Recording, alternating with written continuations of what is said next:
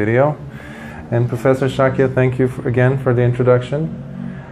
And this is a great honor for me to be here. And yesterday, as we were touring in the old city, and we went to a neighborhood that is belonging to the Shakyan families, I was very, very much impressed by the simple fact that I heard the name Shakya, and because, well, it's the same family where the Buddha came from. So, and now I see there are people from that family here in this room. So I'm really humbled to be giving a talk on the Dhamma to members of the Shakyan family. So, so that really is, it's very humbling. And as I mentioned to you, Professor, it's extremely pleasing for any teacher of the Dhamma to share whatever we have learned, whether it's through studying and especially through our practice with other teachers and other students of the Dhamma. So when the opportunity came, when the suggestion was made for me to give the talk, I just quickly jumped on it because, especially given the nature of the talk itself. The Brahmaviharas, the four key elements in what in English is poorly translated as the divine abidings, are qualities of mind, qualities of feeling, qualities of human experience that are extremely necessary in the world today. So it's extremely essential for us to approach it in that fashion. I say in the world today because we're all living in a digital world. Everything is online. We are having less and less and less interactions with each other as human beings. I was mentioning something to someone not too long ago, where human beings, we're very skilled, and this is something that we can bring from our animal ancestry. We're very skilled at identifying facial expressions, bodily gestures, vocal tones. In the 80s, there was a professor, I believe, from UCLA. His name was Professor Mehrabian, who did a research on this. His experiment involved looking at how much of human communication takes place through words, verbal communication. So, how important are words that we use? And he was completely surprised to find out that words are not that important. His experiment resulted in proving that, in fact, only 7% of our communication has to do with words. It's verbal. Real communication takes place non-verbally.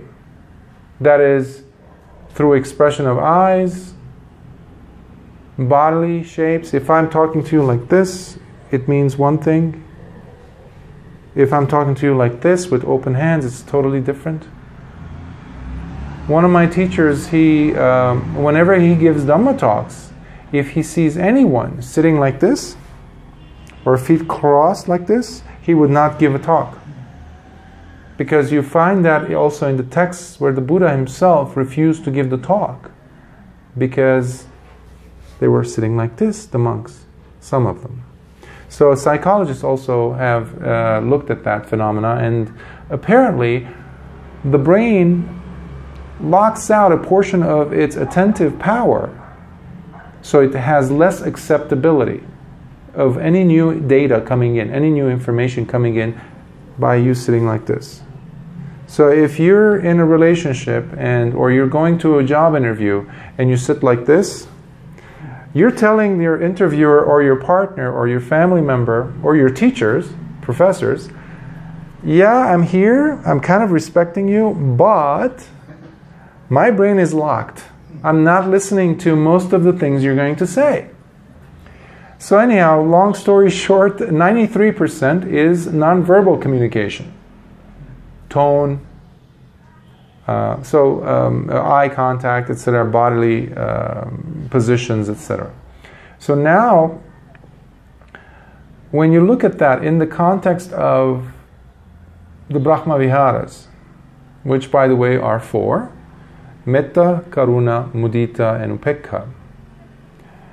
Now I'm not going to just talk about mostly of their technical definitions, what they are. I mean, I will touch upon them here and there, but the most focus will be laid on their practical aspect. Today. I say today again because I was sitting with very close individuals in my life, and they have 2 children, beautiful children, and I love them very much. And we were playing together, this and that, and then eventually these children ended up getting their iPads, iPads to play with their games. And they were so lively when they were together. They were so much having, so much fun, playing this and that. But when they took the iPads in their hands, their attention went into this. And that is the world we're living in. The expression, almost gone. Your connection with another human being, almost gone. You're living in a bubble. Now that is a problem because we as human beings, we are social beings. We need to connect and we need to bond. Even the monks and nuns in the time of the Buddha were not living like islands. At some point, at least during the day, they had to go into Pindapada, alms food collecting. Even the Buddha had to do that. So there was always communication with other human beings, with other monks or nuns. And the monastics, as a part of their contribution, they had to give Dhamma talks after they were served meals, especially when they were invited into people's homes. Now, when you think about this, you can also see how the Buddha saw the value of bringing this extra quality, the Brahmaviharas, in changing a person's way of functioning, in changing a person's way they view the world. Okay, let's put that aside for now. When we talk about Buddhist meditation, majority of the time, when we look at Buddhist practice and also the instructions that are given throughout the centuries, especially where this focus is going to be mostly, this lecture is going to be mostly on the Pali Nikayas, the earliest tradition that we can find in this tradition of Buddhism. So, there we see, even to this day, the attention being laid on the practice of the breath as a method, as an object of meditation, majority of the time. Now, given the fact that the Buddha officially within this tradition talked about 40 kamatanas, so 40 objects of meditation, even though some people say, oh, thank you. Even though the Buddha is said to have given over 84,000 different types of meditation objects. So that's not a necessarily scientific number or whatever. It just gives you the idea that it was many different types of meditation objects. So today, most of the time that teachers give instruction to students, they're giving them breath meditation. And for that you have Anapanasati Sutta that you can go to. which is really, it stands out. I myself practiced it for over 20 years, breath meditation. Not just in Theravada practice, but also when I was in my journey in Mahayana practice. And specifically when I used to do Zen meditation, Japanese Zen meditation. However, 20 years after 20 years of doing this, I did one weekend, actually, let me rephrase that, one 10-day retreat in California with one of my teachers. And I just said to myself, I have nothing to lose. Because part of me wanted to keep clinging. In Buddhism, we have a term called upadana, clinging. It's part of the 12 links of causation, paticca samuppada. In Sanskrit, it's pratitya samutpada. One of them is upadana. We can also have upadana towards our meditation object. So I said, wait. Why don't I give this 10 days meditation retreat a chance? I will do whatever I can in this 10 days block and do whatever my teacher asks me to. I have nothing to lose. If it doesn't work, I'll go back to my breath meditation. Now, I was already practicing Buddhist. I was already studying Buddhism for many years before this. So, when I was reintroduced to the suttas, I saw how the Buddha had talked and explained about the breath meditation about 8 times in the whole Nikayas, thousands and thousands of pages, many suttas. But 8 times. But we still focus on the breath meditation as the technique that the Buddha talked about. Thank you very much. Now, I began to see that the Buddha had actually talked about the Brahmaviharas, especially metta, over 100 times. 8 times versus 100 times. And I was wanting to actually see how much of this is truthful. So I looked at the suttas, and you see how many people came in, and they didn't necessarily have the ability to sit down and analyze. They weren't scholars. Many of them were fishermen. Many of them were farmers. Or royalty, kings, queens, businessmen, all these people. So they were not, people who could have time to sit down and meditate and watch their breath, but they could bring their attention to how they were feeling and thinking towards how they were dealing with one another. So this takes us back to the first thing which we were talking about in relation to our human contact. Connection, connectability. Today, modern day psychologists, sociologists, social workers, therapists are all seeing the value of, connection between people. In therapeutic circles, we call this relational work. And I myself work with clients, patients, young kids sometimes, and their parents, that the connection is gone. It's disconnected.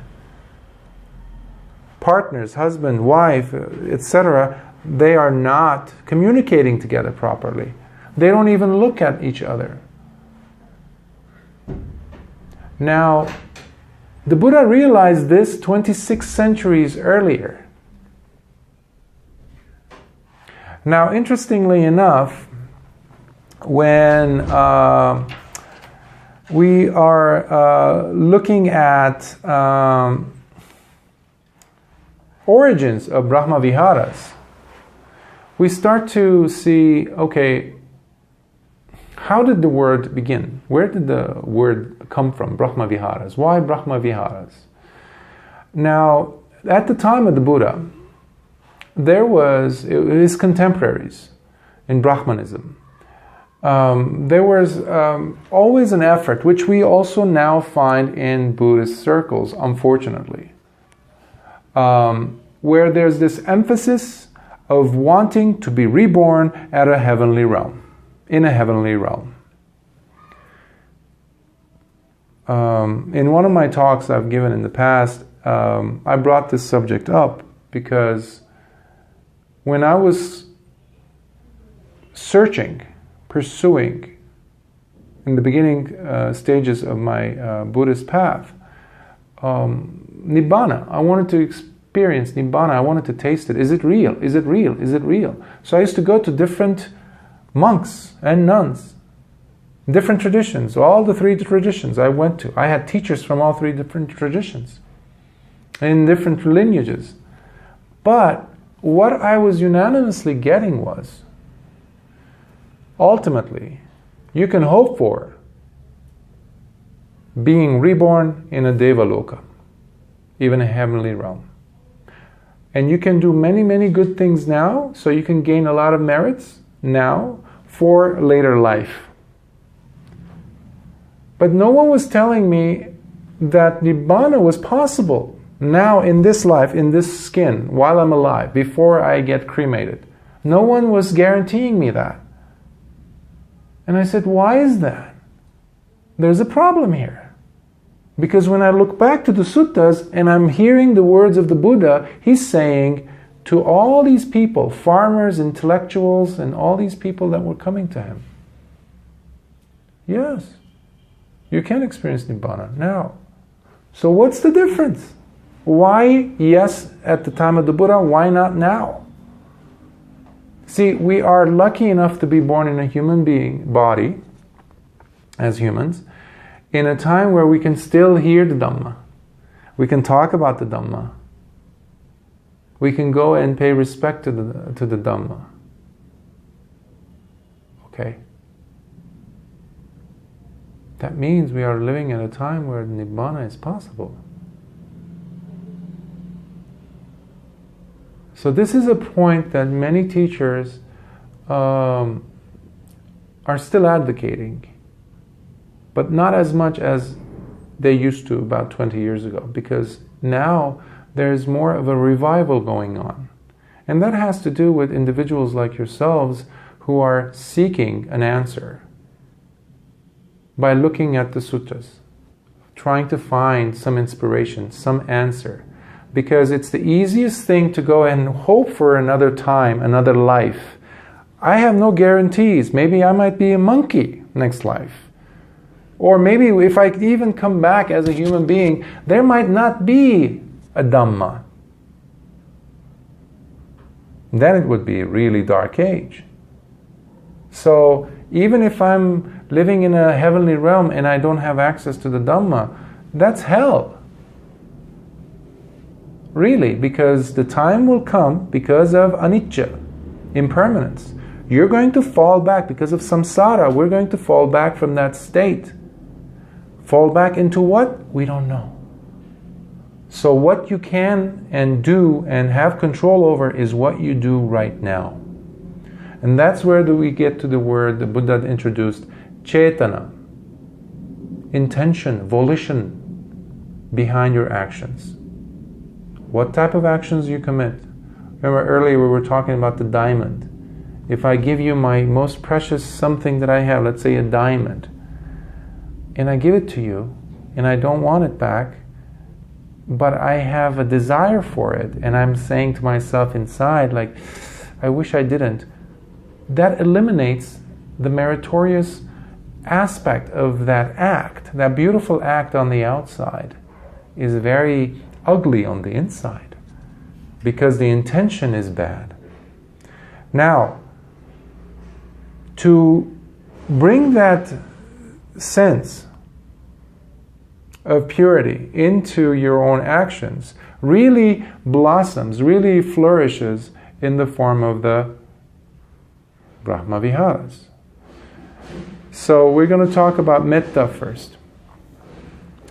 Metta usually is translated as loving kindness, loving friendliness. And is everything? Yeah. Oh. Oh, they want to come in or? No, it's okay now. Okay. So when we talk about metta, first we go back to Subha. Subha was a man who came from Brahmanism. He was from a Brahman family. And he himself wanted to be reborn in a heavenly realm, because that was what was being advocated at the time, just like nowadays that I tried to describe earlier.